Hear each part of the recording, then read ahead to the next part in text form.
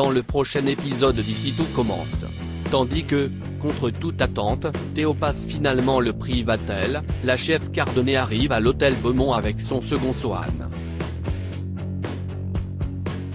Quant à Salomé et Jasmine, elles sont à nouveau en désaccord. Attention, les paragraphes qui suivent contiennent des spoilers sur l'épisode d'Ici tout commence diffusé demain soir sur TF1. Si vous ne voulez rien savoir, ne lisez pas ce qui suit. Vendredi 15 juillet dans Ici tout commence.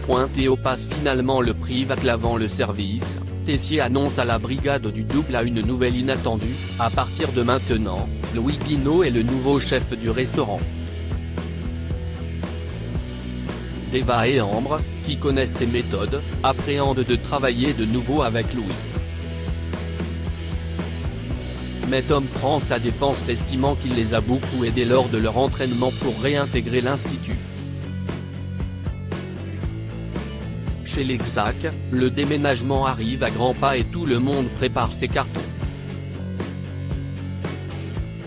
Pendant que Diego et Isabelle voyageront, ils laisseront leurs affaires chez des amis à Nîmes qui ont gentiment accepté de les entreposer dans leur garage. Pour le moment, la famille laisse ses meubles à Solal et Ambre qui resteront vivre au Marais jusqu'à l'arrivée des nouveaux propriétaires. Célia confie à Solal que même si son grand-père ne le montre pas, il est très triste de les quitter. De son côté, la fille Xac ne cache pas son enthousiasme à l'idée de prendre un nouveau départ à Paris. Mais Théo semble avoir la tête ailleurs. Il doit encore dire au revoir à sa famille à l'institut. Plus tard, Lisandro retrouve Emmanuel dans le parc et lui annonce une nouvelle de la plus haute importance, l'inspecteur du prix Vatel est actuellement à l'institut. Tessier n'en revient pas. Il ne comprend pas ce qu'il fait là. Comprenant qu'il n'y a pas de temps à perdre, Inesta le convainc d'aller chercher son fils pour qu'il assure le service à la place de Louis, afin de mettre toutes les chances de leur côté. Le directeur s'exécute et demande à son collègue de retenir l'inspecteur le plus longtemps possible.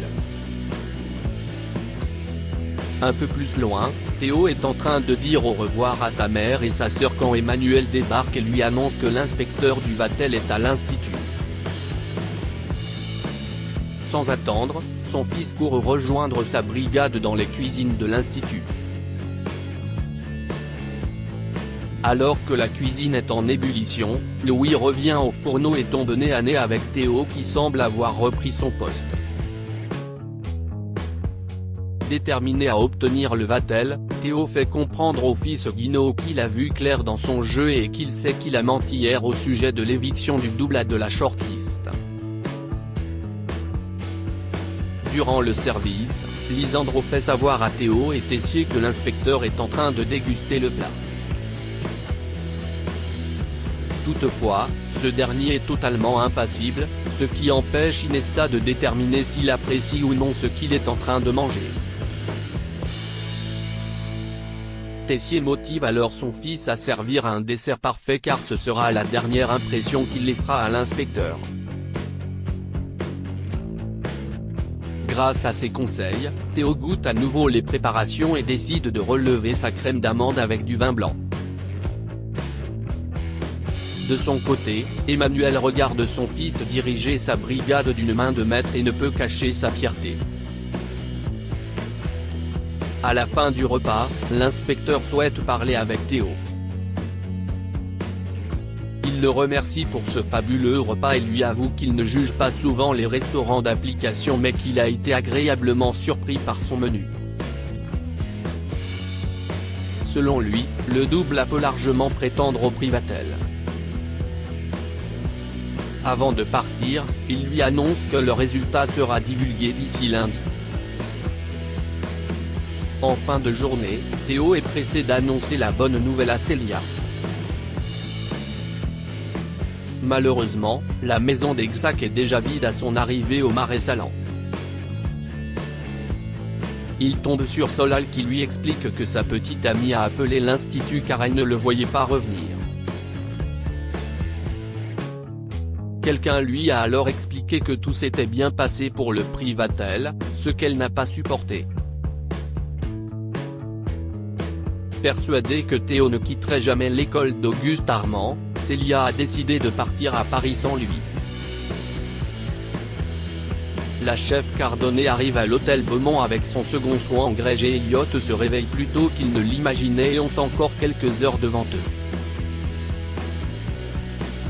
Greg se montre quelque peu entreprenant et essaye d'insinuer qu'il devrait en profiter pour faire l'amour, mais Elliot fait semblant de ne pas comprendre ses allusions et cherche d'autres idées d'occupation. Cependant, Greg continue d'insister et Elliot est alors obligé d'expliquer qu'il n'a pas envie. Son petit ami finit donc par s'excuser et accepte d'aller boire un café en amoureux sur la plage.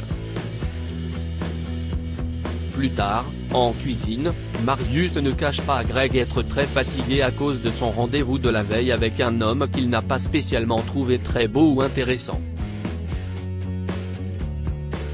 Toutefois, il avoue à son ami que le jeune homme en question était un très bon amant. Alors, le fils de Lobel lui demande s'il a l'habitude d'avoir des relations d'un soir, ce que Marius confirme. Ce dernier est également curieux et commence à poser des questions à Greg sur sa vie intime avec Elliot.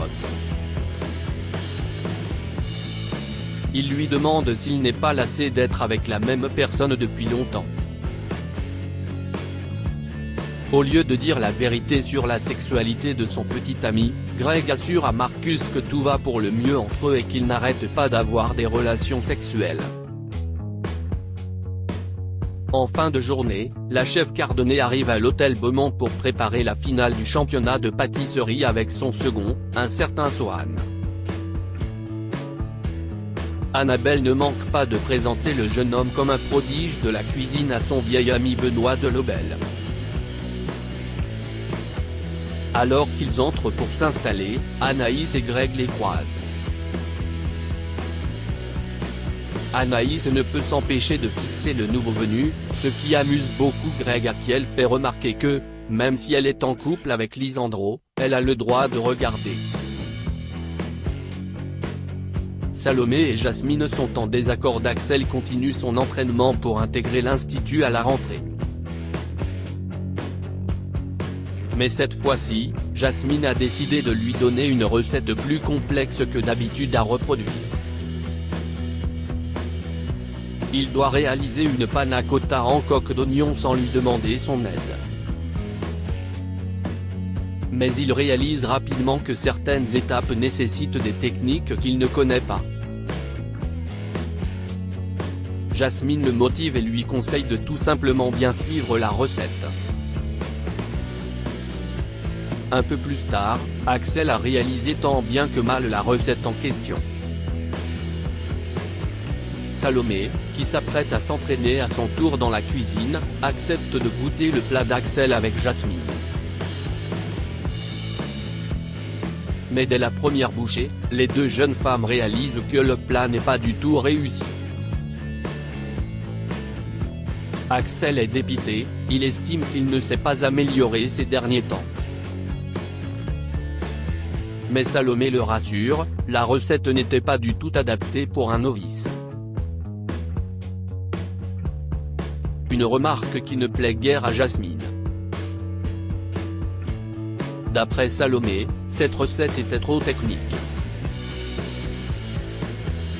Axel aurait pu la refaire 10 fois, il ne l'aurait jamais réussi.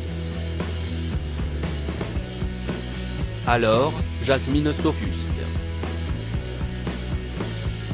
Elle a réalisé ce plat en première année sans souci. Mais la jeune diplômée lui fait remarquer qu'elle est très douée et estime que le neveu de Tessier a grillé des étapes. D'ailleurs, Axel partage son avis au grand dam de sa petite amie.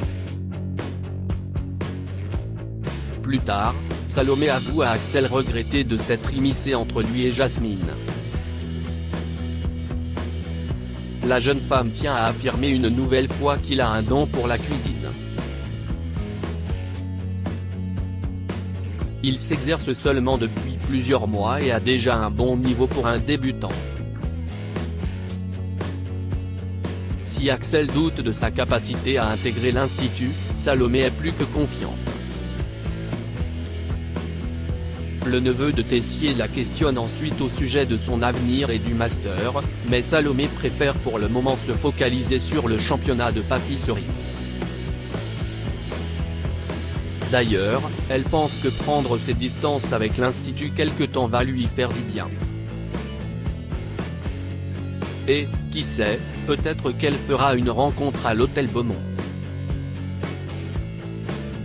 Axel assure que si est tout ce qu'il lui souhaite.